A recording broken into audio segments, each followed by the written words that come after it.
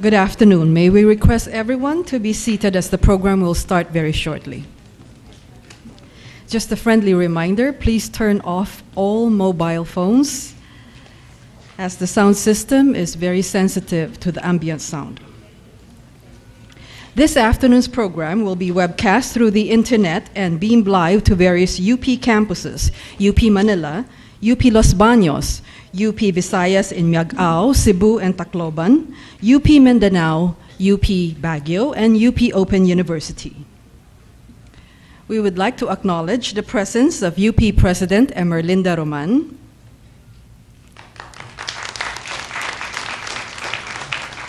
Dr. Greg Albior, member of the UP Centennial Commission, other UP system officials, and the officials of the various constituent universities led by their respective chancellors, as well as faculty, students, reps, staff, alumni, and special guests from the premier accounting firm, Sycip Velayo and Company, as well as other guests here in Diliman and the other various campuses.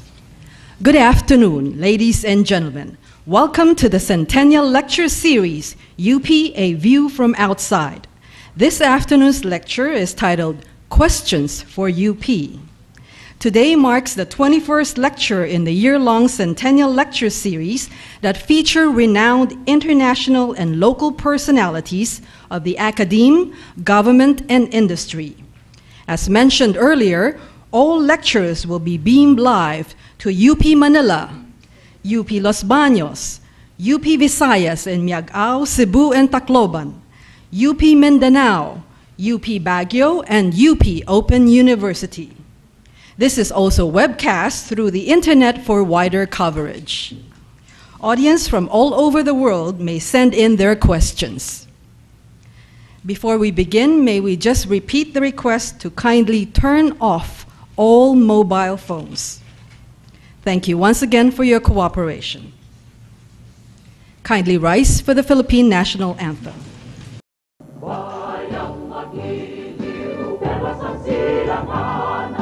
Alam ng puso sa titik mo'y buhay.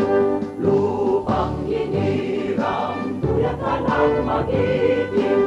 Sa manlulupig, di ka masisigil. Sa dagat at bundok, sa simoy at sa langit mong kapal.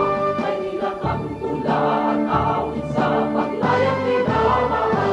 Ang kisap ng watawat mo'y tagumpay na natiling. Ang bituin at araw niya kailan pa may magdidilim. Lupa ng araw ng maraming pagsikta, ay langit sa likod. Aming ligaya na pag may mamapit, makamatay ng dahil sa'yo.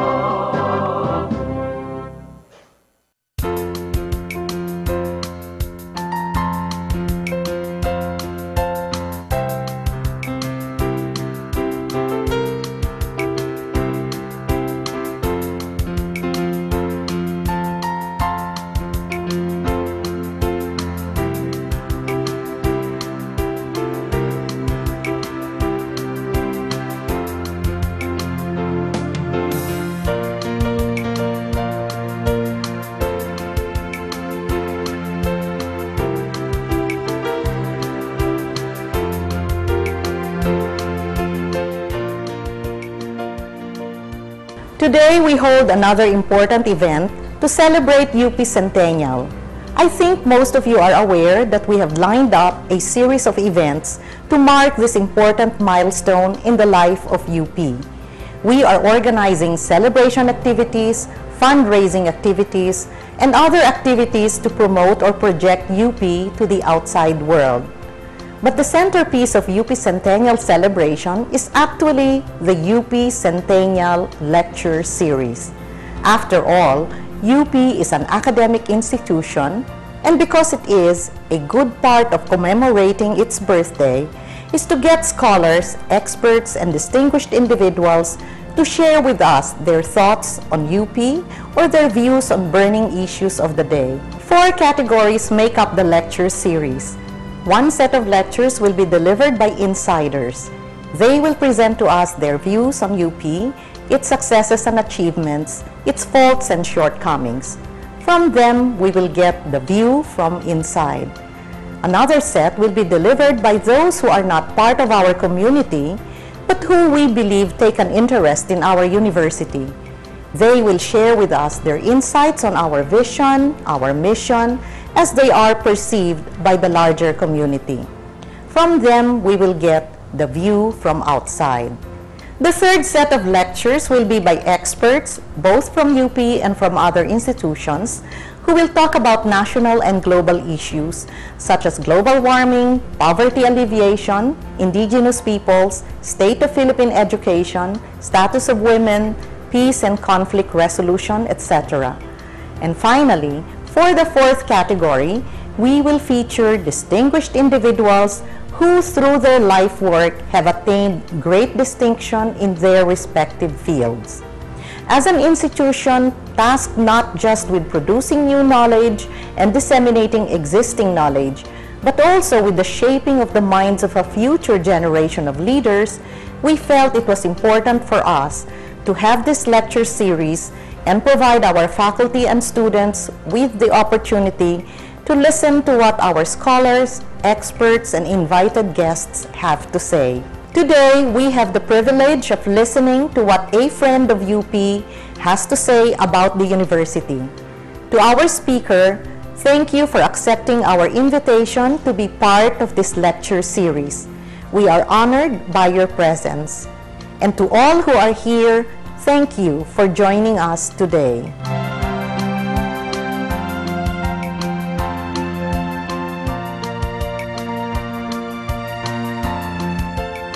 To introduce our distinguished lecturer this afternoon, let me call on Professor of Sociology and former Dean of the College of Social Sciences and Philosophy, Dr. Cynthia Rose Bautista.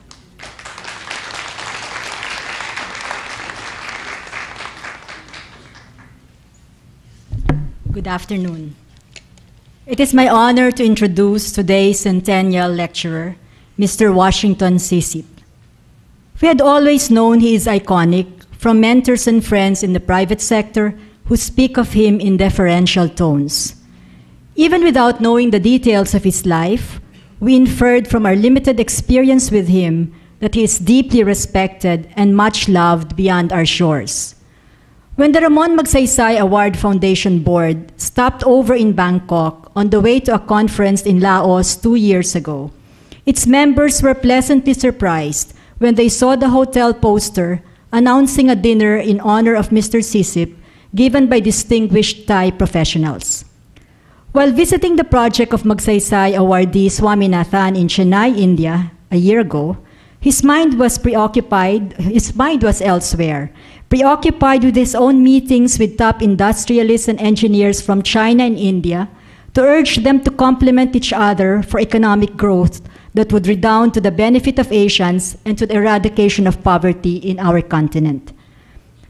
After reading his biography and other pertinent documents for an impact study of the Ramon Magsaysay Award, because Mr. Sycip was an awardee for peace and international understanding, we had an even greater admiration of this icon of a man who, as Fortune magazine would say, has never stopped fixing problems in the Pacific Rim. Writer Francisco Bautista packed the life of Mr. Sycip in the chapter of a book published by the Ramon Magsaysay Award Foundation entitled Great Men and Women of Asia. Allow me to weave a brief narrative that quotes liberally from Bautista's biographical sketch of Washington Sycip. We call him global because he's Filipino, Chinese, an American citizen, and honorary consul general of Austria, and he's all over the place. This was how Washington Sycip was described by his secretary of 20 years on the 50th anniversary of the SGV Group, which he founded and led until his retirement that year at 75. That same year, his alma mater, the Columbia Business School, awarded him the Botwinick Prize for Ethical Practice in the Professions. He was honored for his, quote, integrity, commitment to the people of the Philippines, and dedication to the future of Southeast Asia, end of quote, as well as for his work at the SGV, cited as the largest auditing and management consulting firm west of Chicago. At the time of Sycip's retirement, the SGV umbrella covered the entire range of audit, tax, management, and professional consulting services. Using constantly updated technology and methodology, it served 10,000 clients, including the United Nations, the World Bank, and the Asian Development Bank.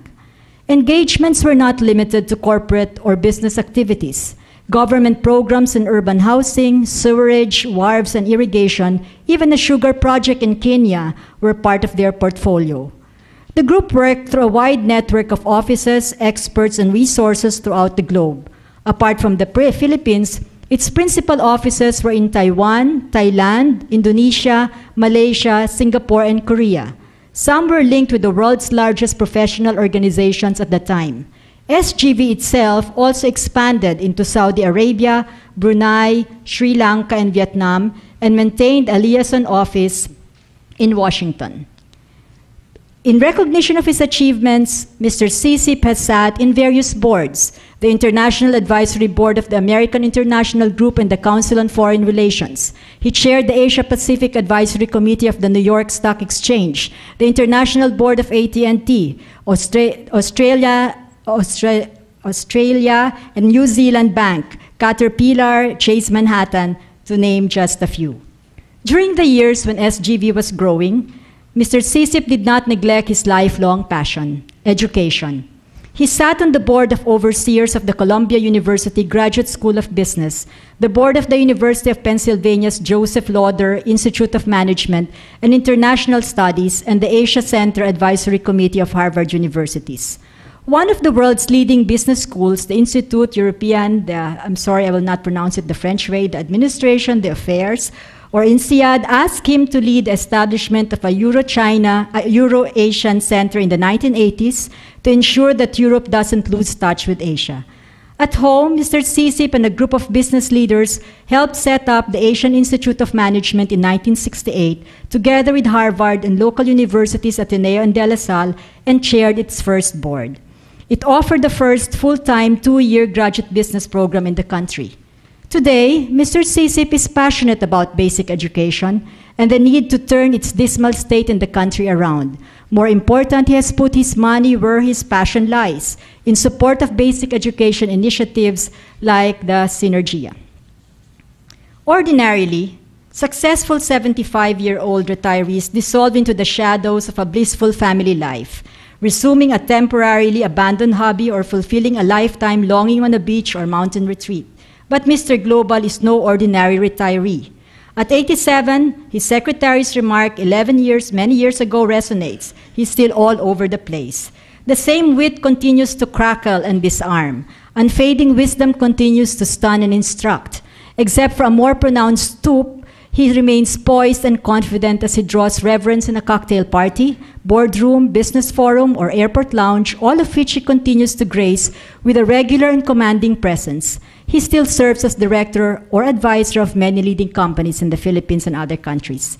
In a tribute to Sycip, Asia Week magazine described him as one of 3 business pioneers who helped make Asia of today and stand as an example of those building the region's tomorrow. Businessmen looking to explore Asia are often told to go see Wash. Though he is officially retired, he can divine the opportunities lying untapped beneath rocky political and financial landscapes. He is on a first-name basis with Taipans and political leaders in Asia. Mr. Sycip's ties with UPs are through his his Doctorate of Laws honoris causa that UP bestowed upon him. This is one of the many doctorates honoris causa that he would get, among them an honoris causa from the University of Melbourne. Mr. Sycip did enter our state university as a scholar, but